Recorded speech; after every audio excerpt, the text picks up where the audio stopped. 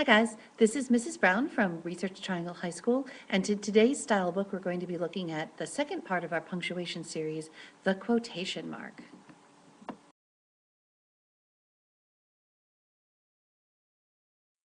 To explain how to use the quotation mark in standard English, I've grouped together about 7 different rules for when you would use them.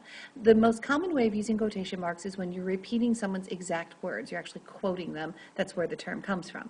They're also used to show irony or sarcasm, to show that you're using a word in a different way than you might usually use in a sentence. If you're trying to refer to the word itself as part of the sentence rather than the meaning of the word, if you're using a nickname or some kind of a fake title, or if you're showing the titles of short works and you want to set those off from the rest of the sentence.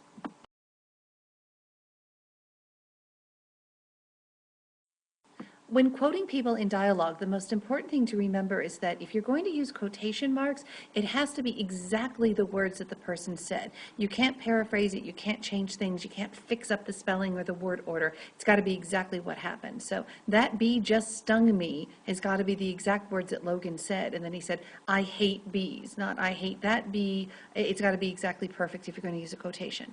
Now notice that you don't need to use the quotes if you're just paraphrasing. You're saying, hey, Logan came in and said that the bee stung him, or Logan said he hates bees. If you're not using the exact words that he said, which is I hate bees, and you're just saying, hey, Logan said that he hates bees, then you do not use the quotation marks. Quotation marks are used when you are quoting the person's words in exactly the way that they said them, in the exact order in which they said them.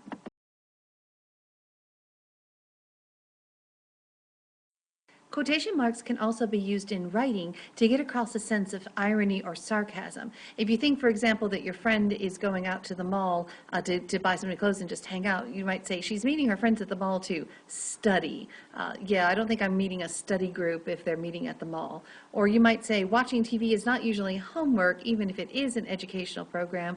Or her new boyfriend is not the winner she thinks he is. In all of these, it's a way to use the quotation marks to show something that you would otherwise indicate with your tone of voice or your attitude or your body language as you were speaking. We even use air quotes around things to show that when we're speaking, to show that we mean it in a sarcastic or ironic way. And you can get that same effect in writing by setting off the word that you mean to have people think about differently, set it off with quotation marks.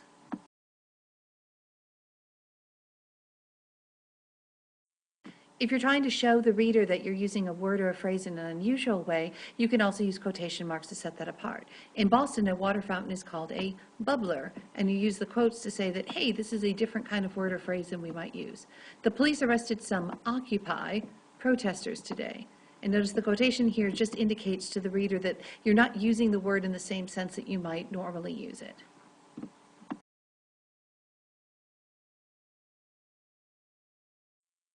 Quotation marks can also be used when you're talking about the word itself within the sentence. So you're trying to refer to the word, not to the meaning of the word. So you use the quotes to set it off. So you're trying to give a definition. An occupier is someone taking part in the protest that started with the Occupy Wall Street movement.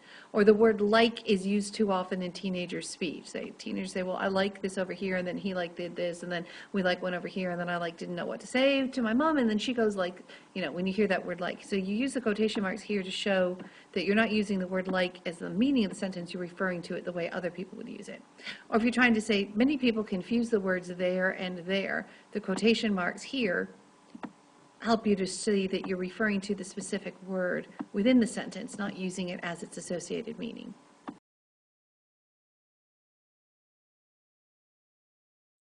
Quotation marks are often used if you're showing that someone has a nickname or a fake title that you give them. Irvin Magic Johnson Jr. Or Michael Jackson was called the King of Pops. Or my mom calls me Mr. Fix-It because I'm good at household repairs. In all of these sentences, the quotation marks help to show the difference between the actual name of the person and the nickname or the little title that you're giving them in this particular usage.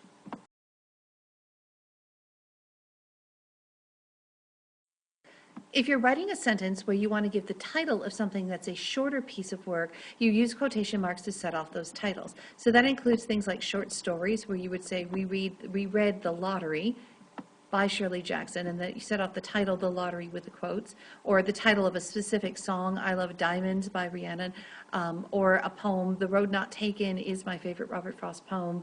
a title of a TV episode, the one with a prom, the characters or the chapters of a novel, I Am Born from David Copperfield.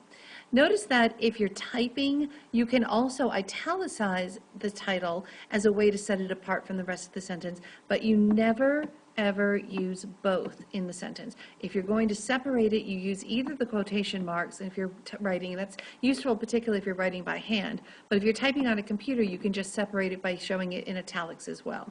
Notice that the short stories here, these are short works that are different from a longer work. A longer work would actually be either italicized or would be underlined.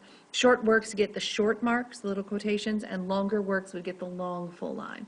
So for example, a short story, The Lottery by Shirley Jackson, but the novel, The House on the Hill, would have the full underline. Or the song, Diamonds, gets the quotation marks. The song, sorry, the lights went off. The song Diamonds gets the quotation marks, but the title of the album would be a full-length work, and that would be underlined. Same thing for the title of the full book that The Road Not Taken came from, or the title here, you can see Friends is the name of the whole series, and the TV episode is the shorter work, the one with a prom, and that gets set off with quotation marks. And again, in the second one, the full-length work, David Copperfield, is the name of the novel, but if you're just trying to set off the chapter, you use the quotation marks here to say that this was just one chapter from the longer piece of work.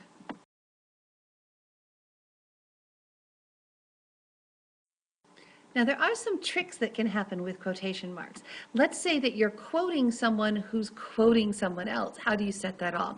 Well, that's where this single quotation mark comes in.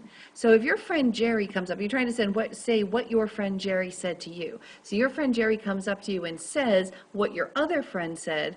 You're quoting someone who's quoting someone else. So Jerry told me, I'm too tired to come to the movie. And notice here you get this weird construction where you have a single quote followed by the double quote to close it off. So the double quotes close off this whole thing that Jerry said to you, and then within that you have this interior quote with this single quotation mark, I'm too tired to come to the movie, said my friend Bob.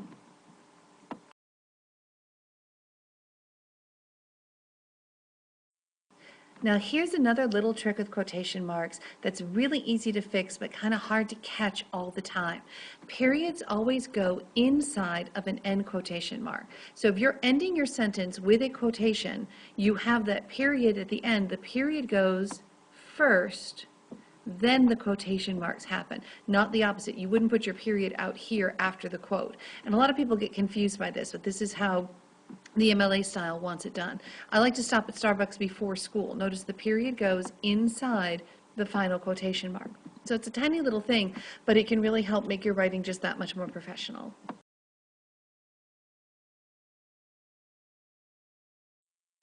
And that's it for our short lesson on quotation marks. See you next time.